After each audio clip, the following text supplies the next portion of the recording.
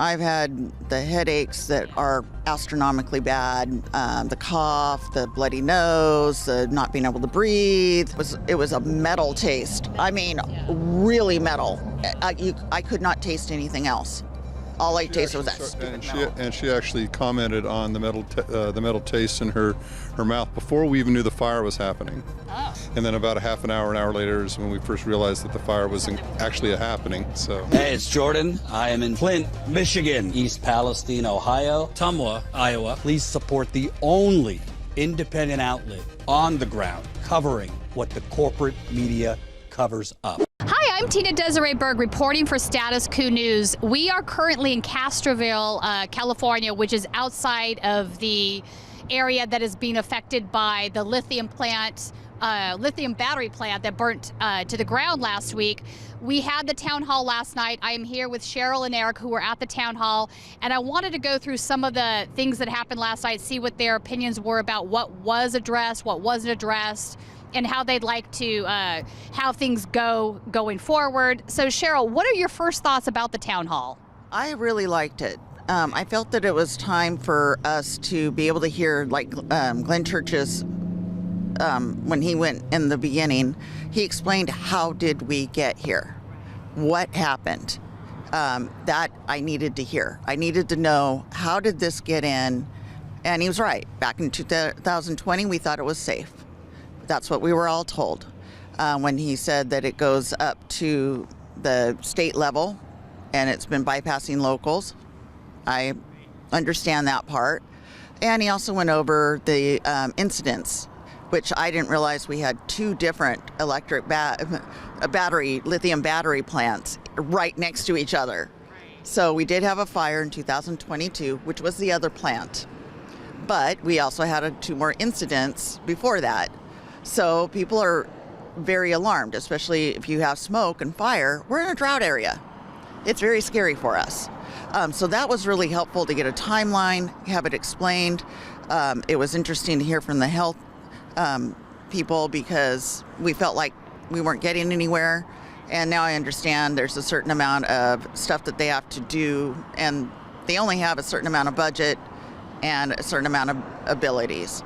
And then the fire chief talking about what happened during the fire was helpful and all that. And then the biggest thing I got from it, Vistra put in firefighters that they're paying, but our people that live here, our representatives, are actually going on site, wandering around, and they can see stuff.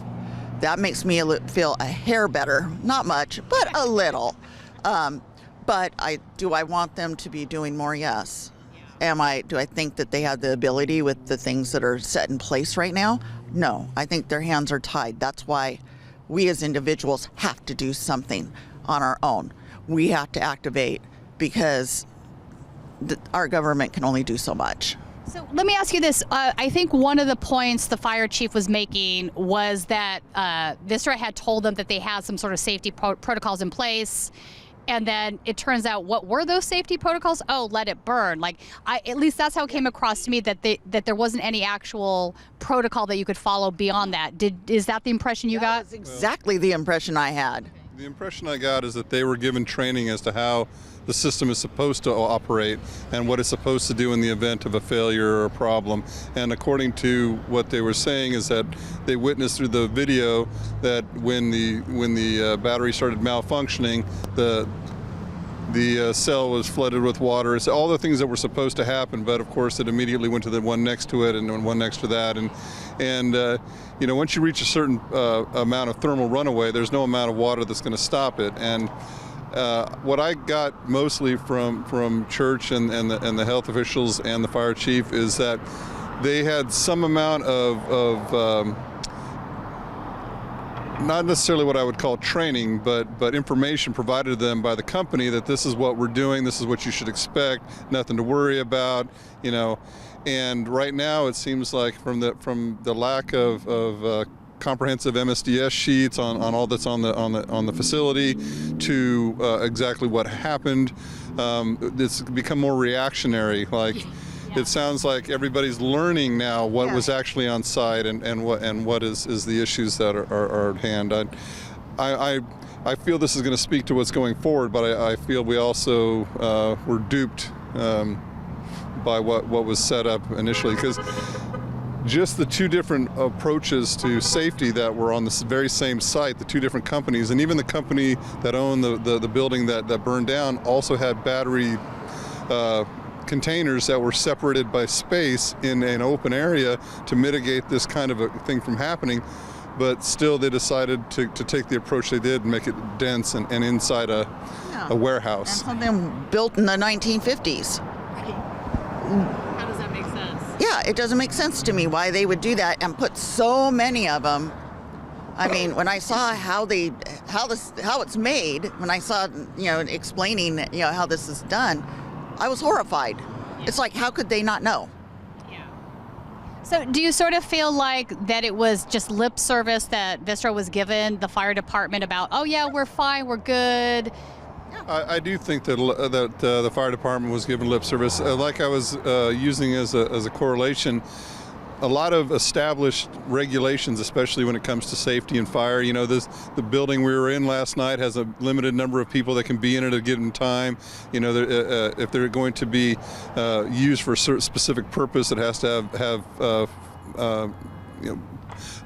fire sprinklers. Well, they have to have a code, but I'm getting the impression from what we're being told is that the code, at least in terms of how this industry is being handled, is being written by the industry itself, and in reaction to things that are happening in it. And I don't get the impression that it's like when you have some new technology in an automobile, they make you go through the testing to failure multiple times to observe what went wrong, what to expect, etc. And I didn't get that impression from the way this has been handled. Right. So let's talk about the PUC for a second. The PUC is the Public Utilities Commission. It is supposed to be the regulatory body that covers all of that, but it's been captured by industry. It's a prime example of regulatory capture. A lot of the people that serve on the PUC are ex-PG&E. They go and they serve on the PUC, and then they go back and work for PG&E again. So it's like kind of like an industry revolving door thing. So how effective are these individuals going to be about doing actual safety regulations, especially if it costs these companies money? Obviously, they have some sort of financial vested interest. Yes. It's like self-regulation. Do you think that played any sort of role in this? Oh, I think so. I think there was a lot of things that were going on that we, as regular people, don't understand or see. But yeah, I think that there is a problem when you have somebody that works for somebody, goes and works to set guidelines, and then goes back. Right, yeah. That's a problem for me. Well, when the only experts are the people that are supposed to be being monitored, in most situations it's trust but verify. But you needed to bring in an outside source that has equal knowledge or equal experience to vet the conditions that are being set up by one group. It's a conflict of interest, obviously, to have the same group regulating itself as is setting this up. And I understand, why they did it, where they did it. I understand this is a fragile ecosystem, and we got the marine habitat, etc. But like it was explained last night, they set up the power plant 80 years ago where it is, and all the infrastructure that brings the power out of it to the rest of California is there. So I understand why they set it up there, but to act like they needed to do it in that dense of an area when there's empty fields around it where they still have the when they had the tanks there when it was fossil fuel fired, the fields that contain those could have taken some of this infrastructure, but it seems like they were very too trusting. Too trusting is probably accurate. So do you think going forward there is enough will to actually hold these people accountable for what they've done, or do you think that they're just going to carry on with business as usual? I think they're going to keep going. Yeah. I really honestly do. I think that when we get further along, this is a big David and Goliath situation. If you talk to just regular people in the community, there's people that don't even know there was a fire. I'm not kidding. Wow. They don't know there was a fire. They don't know the danger. I was in the dark. I was told it's safe, but I'm seeing other people that don't know what's going to happen with this. In our current political climate, the idea that additional regulation is going to be put upon an industry that is considered a cash cow by some is not really, exactly. But I'm just saying, wishful thinking. But I do think that it's up to people to not willingly abide by whatever they come up with. I do think there are people that are in place that are trying to push back on this. It's just it's a shame that we have to practically embarrass them into doing the right thing. Yeah. Well, so far they're not embarrassed. And that's what tells me why I think that they're going to just keep, they're going to go and they're going to keep putting in battery things. They're going to keep doing this. And yeah, I don't think they'd learn anything. So, one of the things that Supervisor Church brought up last night was that he was experiencing some frustration because you have the state level stuff going on. He's a county level person. He can't force the state to do something. Right. So that tension that's occurring, you would imagine wouldn't occur there. You think that there would be some sort of conversations being had. What do you think is holding Governor Newsom back from actually addressing the situation or changing the regulatory situation? Do you have thoughts on that? Because I don't. I'm thinking that he had a vision of putting all these in all over the place and having green energy. And maybe, I don't know his full motivations on it, but I think he's going to continue to go with that agenda. And I don't know what his angle is on it, but we haven't heard anything from him as far as I know. So it was pretty disconcerting to get the impression from Church that our opportunity to have any sway over this is past, because we basically we gave the permits, and after that, c'est la vie, but I know that he cited a law that was passed recently so that this kind of authority was at the state level, so that the locals could not push back and not in my backyard kind of thing. Yeah. And I know that they did the whole thing, same thing with high-speed rail and things of that nature. I understand why you want a bigger approach to it on a more global or holistic scale, but denying the people that are directly impacted by it to have any kind of a voice in it is. My thought is that. On top of all of that, to turn this into an anti-green energy thing or pro-green energy thing seems wrong, right? So that's absolutely wrong. That's going to happen just because of the political climate we're in. But I think the real conversation is about, again, corporate capture of government. We all want green energy. Yes. What we want is safe green energy. And the problem here is that the company isn't being held accountable for the decisions they made, and they're being told that they can get away with this stuff when their only imperative is to chase profit. They have zero interest in, you know what I'm saying? Yes, to draw a parallel, what I mentioned in the meeting last night is I come from the food industry. We build equipment for food processing, and before the implementation of the Food Safety Modernization Act, when a company would do something like have an E. coli outbreak or something like that, the only thing that could possibly happen is the company might get fined or something like that, but nobody was personally liable. Well, when they changed that so that there was personal accountability and people could go to jail for turning a blind eye to poor conditions in their food processing facility, that changed the narrative. All of a sudden, people take food safety very seriously, and until that kind of personal accountability happens, it's really hard. I mean, like another person said last night, the worst that can happen is they'll fold this company under bankruptcy, and all the experts will go work for another company or open a new one under another name. And that until there's some kind of personal accountability, if it's not going to be regulated, they're already they're running amok. Yeah, they're running amok. Yeah. Nope. All right, so I thought it was good. Now, I think running amok is about accurate. As far as health issues, have you experienced any symptoms yourselves? I have. Okay. I've had the headaches that are astronomically bad. The cough, the bloody nose, the not being able to breathe. The morning after, we drove all the way out to Pacific Grove to try to get some fresh air, and basically spent the day out there, to not come home, and try to give her some chance to recoup.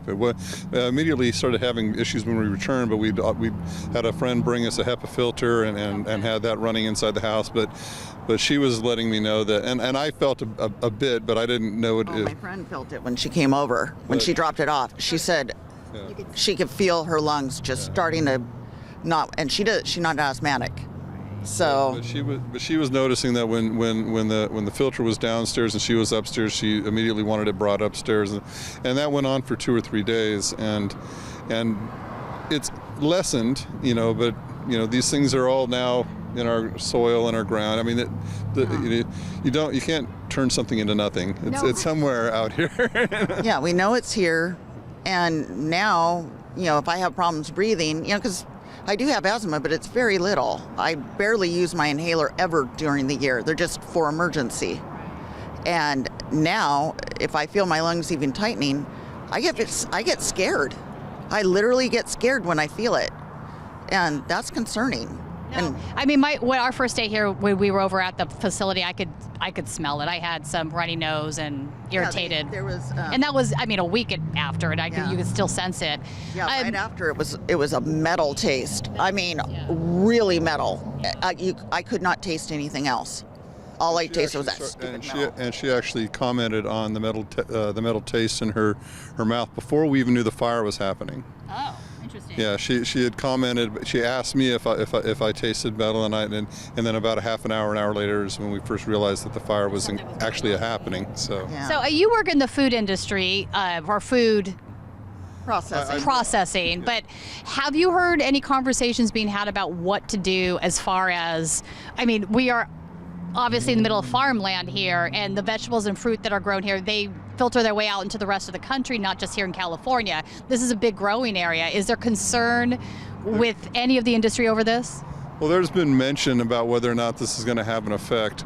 Again, this is a technology that most people are unaware of. They're not quite sure. We've got electric cars that have the same batteries in them, et cetera, like that. So we've been lulled into a sense of false security. And the only commentary I've heard from people that are involved in this industry is if it impacts them negatively, who is going to pay for it? And again, it goes back to until something impacts somebody personally or negatively, they're kind of saying, don't rock my boat.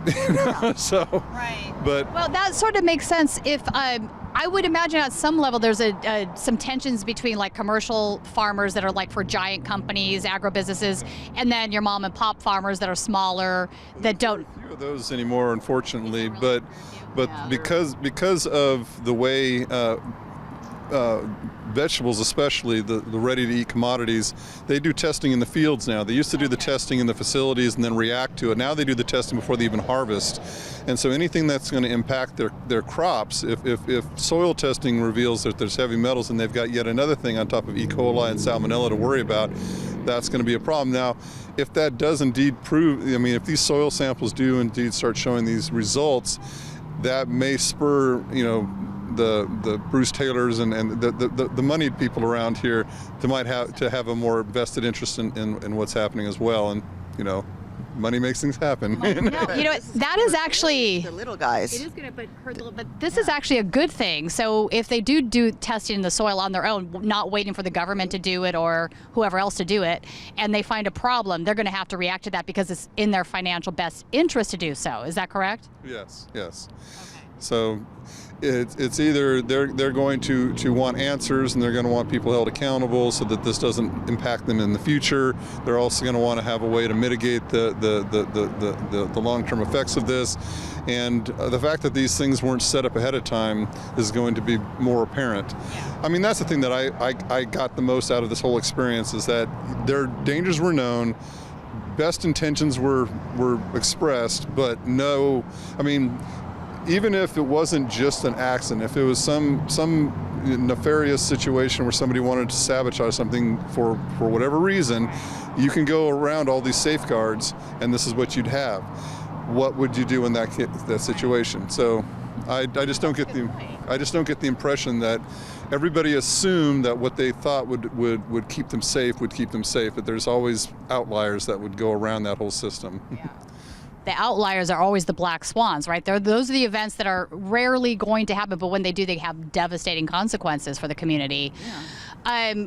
So going forward, what are your thoughts? Do you think there's going to be a class action lawsuit? Do you think there's going to be more regulation on the plant at all, or do you think nothing's going to happen? Everybody's going to go back to sleep? I think there's going to be more regulation, but it's going to take people keeping the pressure on and letting those that are not necessarily the company, but those that are supposed to be holding the company accountable, that people are watching. This is not an isolated incident. You can't put this back under the rug. You can't put the genie back in the bottle. You can't say that this is not a possibility. It happened.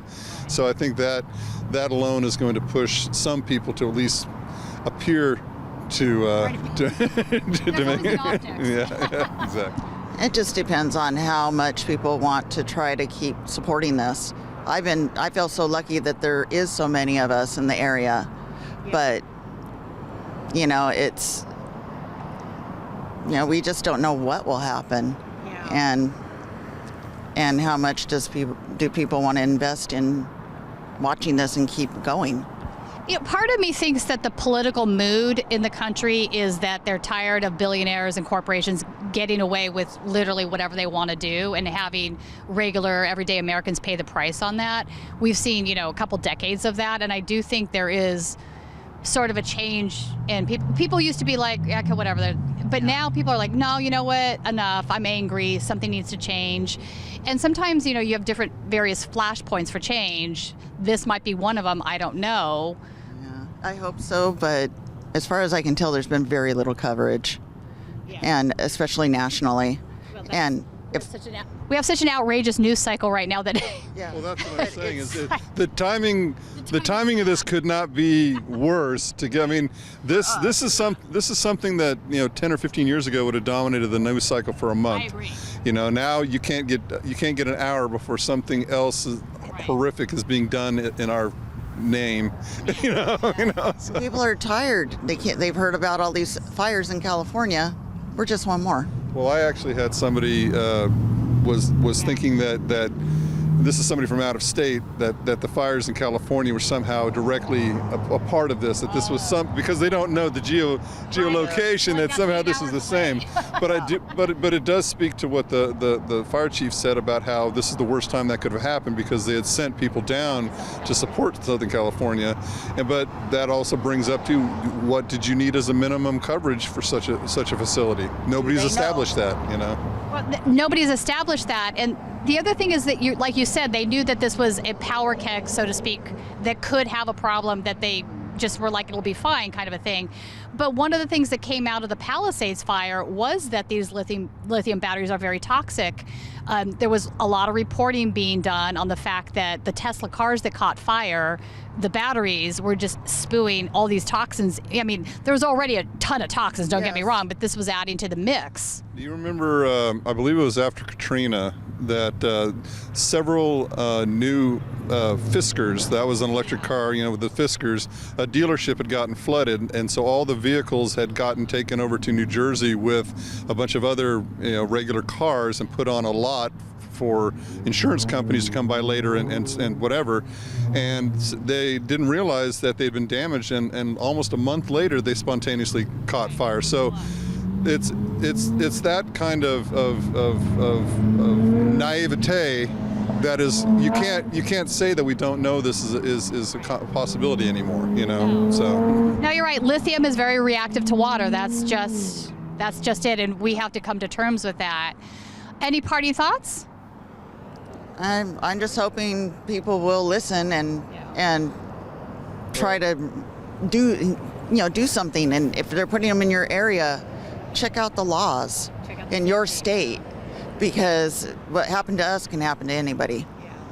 Well, I do appreciate, groups such as yourselves. We talked about this may not be getting the coverage on the national media, but the fact that you're giving it attention, and your platform is, the internet's written in ink, so so this type of information, when somebody's researching not necessarily the fire, but the possibility of what a battery bank would do, they can come across your information, going forward. See what happened to us. They can say, okay, these people got sick, this is what happened. These are some of the signs that they had right after, so that if they have one by them and they have these signs, maybe a similar, and maybe they'll know to demand at their doctors that I want this and this to get checked. And right. Well, I know we're closing out here, but to bring that up, I think that's a valid point. There was a lack of information as far as going to the doctor and saying what your symptoms were, what you could be sick from. And, lithium batteries aren't just, the one chemical. Yes. There are many, many, many, many, many chemicals in there that can be very toxic for humans. So there is no protocol for that health-wise. You're right. So that's definitely part of the conversation. And when ERs don't know, and they're here. Yeah. And you have multiple people coming in with the same symptoms. Yeah, and they're like, we don't know. You're having an allergic reaction. Go away. Yeah. Yes, I'm allergic to toxins, yes. Well, there was somebody that got hospitalized because their asthma was so bad. I'm sure. And it's like, why doesn't our medical, I know this is kind of, it's new ground, but, I got you. If you don't know it exists, you can't study for it, so. That's true, but that's something they need to start looking into, is what does this do to people? What is a sign that this is happening, so that they know this is really, really bad. Yeah, you evacuated people 8 miles away from the plant, but what about me? Right. I wasn't evacuated, Right. and in the last fire, we were told we were safe. Right. So Clearly not safe. Clearly not safe, and it just, they should have had, but like you said, it's new. And not excuse to not have a safety protocol, though. I could see the ER room going, we have these symptoms, we don't know why. A lot of these doctors probably don't even know what's in these lithium batteries, to be frank, or what kind of effect. So that makes sense that would be, but this should not be happening in the first place, right? So that's the bottom line. Yeah, it is the bottom line. It's just, I'm really hoping that everybody starts learning from it and learning quickly, but they can't if they don't know about it. Exactly. Which is why we're here. Yes, exactly. All right. Thank you guys for talking with us. We appreciate your time. We're going to keep our eye on this situation, and hopefully we know that on Friday we're going to be getting some of those results back from the Salt Lake City lab. For folks that have not seen our previous interviews, there is a lab that is currently testing swabs from all over the region. This was started by the community here, not by the government. They got the proper testing. They did it the right way, sent it to the lab. So those results will be coming back Friday. So we'll see if I think the big concern is the heavy metals at this point. Anyway, thank you guys for talking with us. Appreciate it. Thank